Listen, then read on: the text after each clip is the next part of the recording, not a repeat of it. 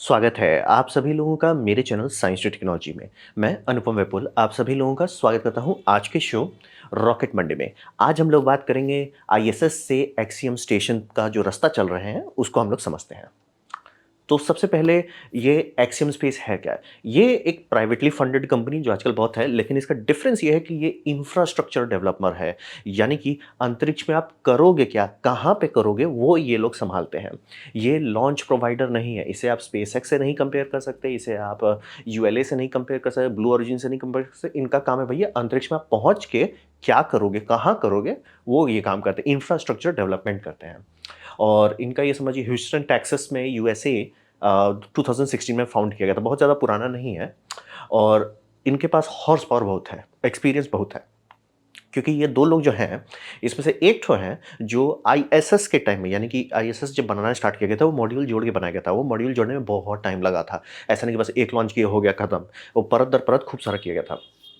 तो उसमें programme manager कोई तो लगेगा, वो ये वही है प्रोग्राम मैनेजर, जो असेंबली से ऑपरेशन तक का जो टाइम था अराउंड 10 साल के आसपास का, वो टाइम एक बंदा मैनेज किया, वो यही बंदा है। फिर दूसरा बंदा है जो एस्ट्रोनॉट्स की ट्रेनिंग, यानी कि जो स्विमिंग पूल आप देखते हैं वो नासा का नहीं है, नासा उसे रेंट पे लेता है। वो कंपनी बनाना, वो इकोसिस्टम बनाना, वो सारा किया। तो मतलब समझिए पहुंचे हुए लोग हैं। एक्सपीरियंस के बारे में सर हम ही ने तो आईएसएस बनाया है, मतलब डिस्कशन नहीं करते सर इनकी कैपेबिलिटी स्किल सेट ना, डिस्कशन नहीं करना है। पहुँच के लौटे हुए लोग हैं, मतलब एक्चुअली पहुँच के लौटे हुए हैं।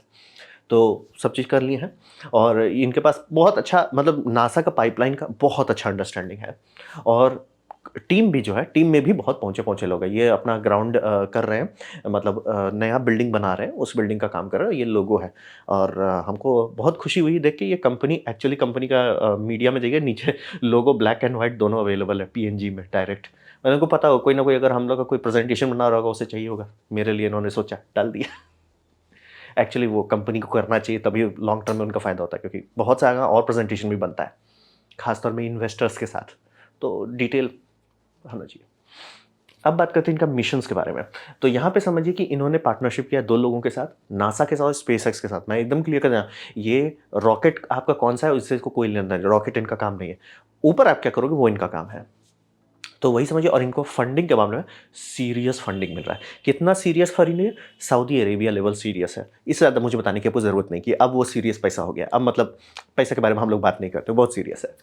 अब यहाँ पे समझिए क्या इन्होंने मिशन किया? हाँ, किया है। एक्सियम मिशन नंबर 1 यानी AX-1 कोड को लॉन्च किया गया था 8/4/2022 को। 15 दिन तक ये आईएसएस में रहे थे। ये 4 लोगों का क्रू था।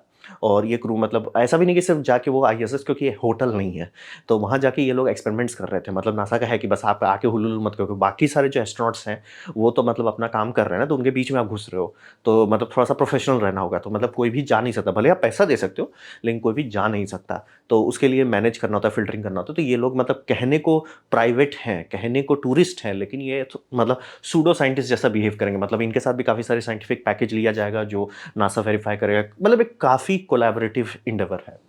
फिर ये तो हो गया इनका 2022 में। फिर एक्सियम मिशन 2 किया गया, AX-2, ये वाला मिशन किया गया। ये इनका मतलब समझिए 21/05 2023 यानी इसी साल ये इस बार 9 दिन रहे। सब चीज़ सक्सेसफुल रहा, सारा टेस्टिंग वेस्टिंग हो गया। एक्सियम 3 जो प्लान किया जा रहा है वो है जनवरी 2024 को।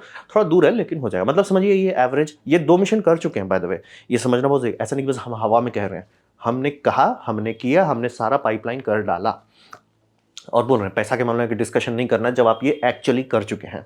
मतलब इस सबका पॉकेट बहुत भारी है, भारी पॉकेट मिल रहा है। वो देश का पॉकेट बहुत ज़्यादा भारी है, तो बहुत चीज़ मिल रहा है इनको। और इनको हिसाब सीधा है कि नासा के पास जब तक स्लॉट है तभी तक हम घुसेंगे, क्योंकि आईएसएस इनका नहीं है। तो आईएसएस में जाने के लिए आपको परमिशन लेना पड़ेगा, परमिशन लेना होगा नासा से। तो नासा और इनका कोलैबोरेशन जब तक है बल्ले-बल्ले है।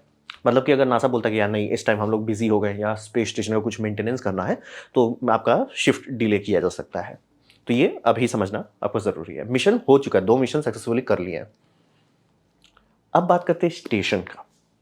तो ये अपना स्टेशन भी बना रहे हैं। तो इनका स्टेशन है कि ये स्टेजेस में बनाएँगे, जैसे आईएसएस बनाया गया था। और हिसाब ये रहेगा कि ये आईएसएस से चिपक के काम करेगा, यानी कि आईएसएस है, आईएसएस पे इन्होंने स्टेज लगाया, फिर उसके ऊपर दूसरा स्टेज लगाया, फिर तीसरा, मतलब ये आईएसएस से ही अटैच रहेगा। और आईएसएस इसको क्या देगा? आईएसएस देगा ऑक्सिलरी सर्विसेज और पावर, बिजली, कूलिंग, ये सब जितना चीज़ चाहिए एक मॉड्यूल में अगर आप सब डाल देते हैं तो बहुत छोटा जगह हो जाता है। भले कैप्सूल बड़ा रहेगा लेकिन इंटरनल वॉल्यूम, यूजफुल वॉल्यूम बहुत कम हो जाता है। तो आइडिया कि वो उतना प्रैक्टिकल नहीं रहेगा, तो आईएसएस के बनाने टाइम वाला लॉजिक को ही कर रहे हैं, क्योंकि आईएसएस का सोलर पैनल अपग्रेड कर दिया गया, पावर है उसके पास, तो डाल देते हैं नया, उसका पावर पे चलते हैं और जैसे धीरे धीरे करके ब्लॉक ऐड करते चले जाएंगे। और वही समझिए एंड में टारगेट ये है कि ये सेल्फ सफिशिएंट हो जाएंगे, यानी कि 4 मॉड्यूल जोड़ने के बाद इनके पास अपना रहेगा, तब आईएसएस को हटाया जा सकता है इनसे। और इनके बारे में बात करना इसलिए इंपॉर्टेंट है कि अभी तक आप जितना भी प्राइवेट स्पेस स्टेशन के बारे में बात करें, कोई नहीं है, सिर्फ चाइना के पास एक ठो है और किसी पास कुछ नहीं है, बाकी सब बात कर रहे हैं, जैसे ऑर्बिटल रीफ हो जाए या कोई भी और डिज़ाइन हो जाए, हम बात कर रहे हैं। ये सीएनसीयू लेवल से आगे पहुंच गए हैं, यानी कि कैड डिज़ाइन पे नहीं है, ये कैड से आगे के फिजिकली बना रहे हैं, सारा चीज़ इनका फिजिकली बन रहा है, टेस्टिंग हो रहा है, वैलिडेशन हो रहा है, गाड़ी खुल चुकी है। और मतलब ये सब तो पुराना इमेज है, जब तक मतलब ये एक्चुअल डिलीवरी के बारे में बात कर रहे हैं, 2024 को ये डिलीवर कर देंगे फाल्कन 9 के ऊपर से। तो मतलब समझ लीजिए एंड ऑफ 2024 होपफुली इनका पहला मॉड्यूल आईएसएस से डॉक कर चुका होगा, उसका परमानेंट हिस्सा बन जाएगा। तो गाड़ी इनकी खुल गई है, मतलब ये बैकग्राउंड में काम कर रहे हैं, हौले हौले कर रहे हैं, लेकिन गाड़ी खोल दिए हैं। अभी तक कोई ऐसा नहीं कि ओ हम स्टेशन बनाएंगे सर, जैसे कि ब्लू ओरिजिन में सबसे बड़ा इशू है सर, उनका रॉकेट ही, वल्कन रॉकेट ही रेडी नहीं है, तो क्या करें। और ब्लू ओरिजिन का भी रॉकेट जो बन रहा है, यूएलए का वल्कन रेडी नहीं है, और ब्लू ओरिजिन का जो बनाने का न्यू ग्लेन आई थिंक कोशिश करे, वो भी रेडी नहीं है, तो वो तो है ही नहीं, रेस में है ही नहीं। तो ये इकलौते हैं जो भैया इनका गाड़ी आगे चल रहा है। तो ये हो गया स्टेशन के बारे में। अब बात करते हैं ऐसा ऊट पटांग क्यों कर रहे हैं कि भैया आईएसएस है, आईएसएस में आप इसको लगा के क्यों कर रहे हैं, कि मतलब हम ये पहला मॉड्यूल जाएगा और इनके पास अपना एक कनाडा आर्म जैसा सिचुएशन रहेगा, अपना रोबोटिक्स रहेगा।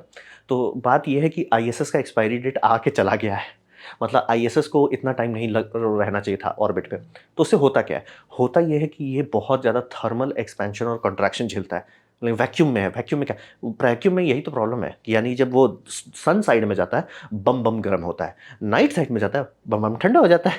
तो ठंडा गर्म हर चीज़ जो है इसका, हर जॉइंट हर चीज़ फटीक करने लगता है, मतलब पूरा स्ट्रक्चर आप समझिए उसके अतड़ियाँ हिल गई हैं, हड्डी पड्डी हिला हो गया है।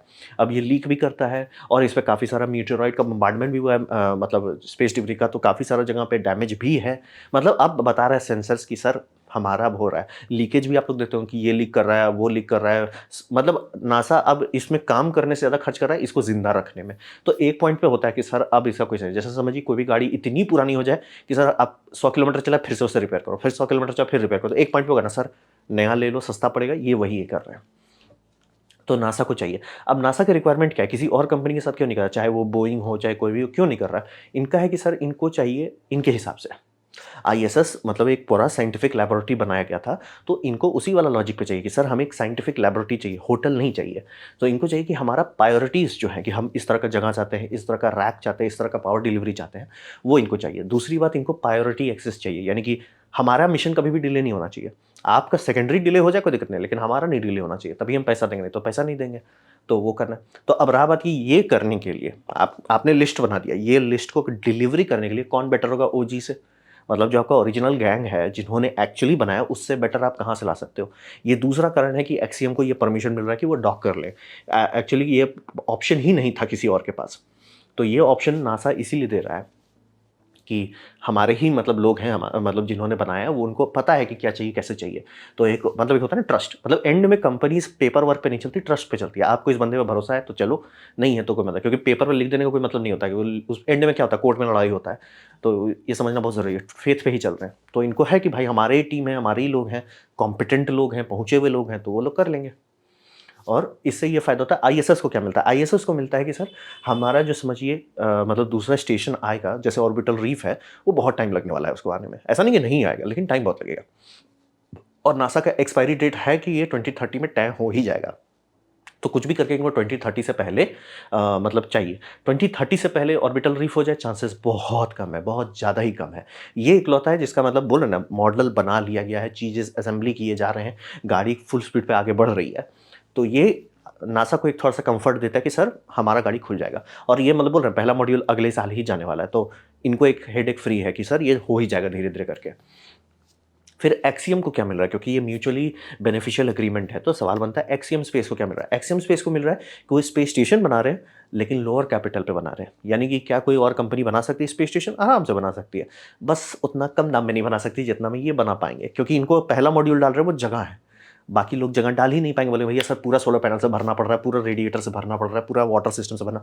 वो आईएसएस जोड़ दिया, आईएसएस बहुत सारा चीज़ का लोड ले रहा है, कम है, कम काम में ही निपट जा रहा है। फिर दूसरा फाइनल में ये डालेंगे, ये जो फाइनल स्टेज होगा, फोर्थ स्टेज, वहाँ पे वो डालेंगे कि सर अब इसका पावर और कूलिंग अपना है, तब ये ऐसा हो जाएगा कि ये आईएसएस से डिटैच किया जा सकता है। तो दोनों को फायदा मिल रहा है। नासा को मिल रहा है कि अभी के अभी हमें कुछ मिल जाने वाला है, यानी अभी एज इन 2024 में, और एक्सियम को मिल रहा है कि कम दाम में गाड़ी खोल लो। ऐसा नहीं कि बस हमने मुंह खोल दिया सर हम बैंकरप्ट हो गए करने में, वो नहीं होगा। तो दोनों को फायदा मिल रहा है।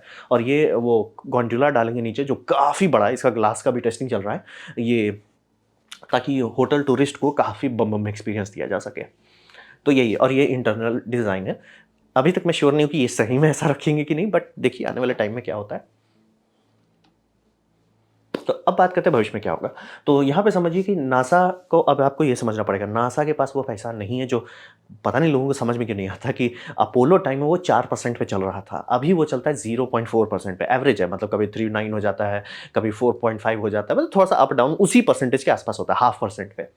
तो हिसाब ये है कि अब बिग और ग्रैंड थिंग जो करने का पैसा नहीं है नासा के पास। बोलता है भैया हमारे पास नहीं है सर, हमारे पास नहीं है सर, हमारा खाली हो गया, हम ठन ठन गोपाल हो गए।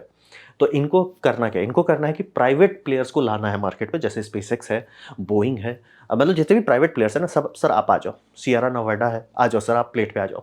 तो इनको है कि वो लोग अपना लोड संभाल सकें, और कॉस्ट का, क्योंकि नासा का प्रॉब्लम ये नहीं है कि पैसा नहीं मिल रहा है, प्रॉब्लम है कि वो कॉस्ट इफिशिएंट नहीं है। यानी कि जैसे यूएलए जो बनाया है इनके लिए रॉकेट, आपका एसएलएस का हर रिव्यू हो रहा है, हर रिव्यू में हो रहा है कि सर ये आप देश डुबा दे रहे हैं इस रॉकेट के चक्कर में, लेकिन उसे कैंसिल ही नहीं करा, पॉलिटिक्स से लपटा हुआ है, नासा चाह के भी नहीं छोड़ पा रहा है उसको। तो अब ये फायदा हो रहा है कि धीरे धीरे प्राइवेट कर देते ना सर, तब उनके पास कि सर हम इतना पैसा दे रहे हैं, आप डिलीवरी दे रहे हो कि नहीं दे रहे हो, काम खत्म। और माइलस्टोन के बेसिस पे चलेंगे, यानी कि पैसा हम आपको तभी देंगे जब आप डिलीवरी दोगे, ऐसा नहीं कि बस हम जी लॉल, और जी लॉल हमने 1 बिलियन कह दिया, इसका क्या मतलब, 1 बिलियन में थोड़े होगा सर, 12 बिलियन दीजिए, वो नहीं जी, करो। नासा का फोकस रहेगा अंतरिक्ष में क्या करना है, जैसे पेलोड्स बनाना, टेलीस्कोप्स बनाना, ट्रेनिंग मैनेज करना, कम्युनिकेशन मैनेज, मतलब जितना भी चीज़ स्पेस में होता है, स्पेस में जाने का काम ये कर लेंगे। तो एंड में ये है कि आईएसएस को भी हटाना है। तो यही देखिए टारगेट है इनका, AXH1 हैबिटेट 1 जो लॉन्च करेंगे वो 2024 का टारगेट है। फिर एक साल बाद दूसरा H2 लॉन्च करेंगे, वो 2025 का टारगेट रखे हुए हैं। फिर इनका ये एक लेगेसी मॉड्यूल एक्स्ट्रा ऐड करेंगे, वो 2026 में ये करने वाले हैं। फिर उसके बाद 2027 में power and thermal module add करेंगे, जो कि आपको फाइनल कर देगा। ये जैसे ऐड होगा तब आईएसएस को डिस्कनेक्ट कर देंगे। ये सब में छोटा छोटा थ्रस्टर भी है कि इसको मतलब थ्रस्टिंग वस्टिंग के लिए ज़्यादा दिक्कत नहीं। बोल रहे बहुत सोच समझ के बनाया गया, और बोल रहे ओजी गैंग बना रहा है इसको, तो उनको काफ़ी सारा चीज़ पता है, ताकि दाम जो है ना कम किया जा सके। सारा चीज़ यही है नासा का कि भैया हमें 0.4 में वही चीज़ करना है जो अपोलो किया था, यानी कि चांद पे जाना है लेकिन उसी बजट में जाना है, 10 गुना कम बजट पे चलना है। तो टारगेट वही है कि प्राइवेट कंपनी इफिशिएंट होती है, नया टेक्नोलॉजी नहीं बना सकती लेकिन इफिशिएंट होती है, जो पहले से बन गया, रॉकेट बन गया है सर, खत्म, कहानी खत्म हो गई, आगे बढ़ गया। तो वही करना है। और नासा का काम बस यहाँ पे कि सीड फंडिंग कर रहे हैं वो, कि जैसे एक्सियम को सर आप पहला मॉड्यूल डिलीवर करो, एलओजी पैसा आपने डिलीवर कर दिया, पैसा मिल गया, हम आपसे सर्विस कर देंगे। सर्विस जब फिक्स हो जाता है तो लोग और पैसा खर्च करते हैं। और टारगेट है स्पेस टूरिज्म का। अभी के टाइम में जस्ट राइट नाउ, जैसे कहते हैं ना स्पेस में मैन्युफैक्चरिंग कर लेंगे, अभी कोई वैसा इकोसिस्टम नहीं है कि मतलब ये ब्रांड है, ये बनाता है, ये बेचता है, ऐसा अभी नहीं है। ट्रायल के लिए है, टेस्टिंग के लिए है, लेकिन मतलब होता है ना फाइनल प्रोडक्ट, अभी गाड़ी वहाँ नहीं पहुँची है, टाइम है उसमें। तो अभी क्या है जो अभी हो सकता है, अभी के अभी, मतलब अभी आप 2024 में लॉन्च कर दिया, अभी क्या हो सकता है, वो है स्पेस टूरिज्म।